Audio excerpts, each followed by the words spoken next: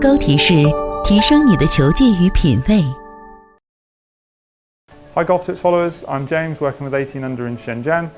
Today I'm going to give you a very simple tip to help you generate more rotation, more club head speed, and it's basically by getting rid of one of the oldest myths in golf. When we're on the driving ranges, we hear it all the time, especially with very, very new golfers. They come onto the range and they're working on their swings, and all we ever hear is, you've got to keep your left arm very, very straight. It's right to a point, but too straight, too much tension in your arms actually has a huge knock-on effect to the rest of your body. And in this case, too straight with your left arm will reduce your ability to generate more speed here, restrict your turn. All of those things will basically limit your distance and limit your power. What I'm going to do for you now, I'm just going to demonstrate a shot to you so you can see how far that goes and also the club head speed that I generate. So I can generate. So I keep it very, very straight and hitting. Not a bad strike. So the distance is approximately 130 yards, just over 130 yards.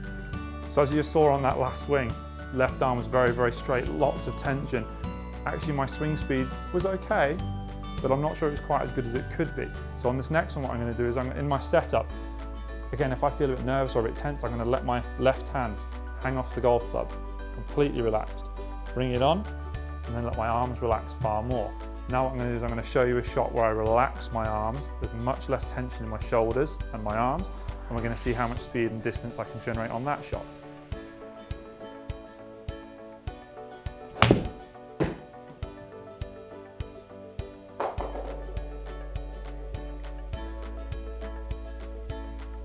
So that one there's almost got to 190 with a swing speed of 90 miles an hour. So a huge increase just through a little bit more relaxation and a little bit more ability to turn.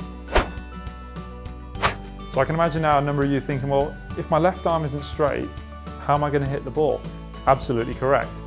If you get back to the ball and your arms are bending, it's much more difficult to maintain a good strike.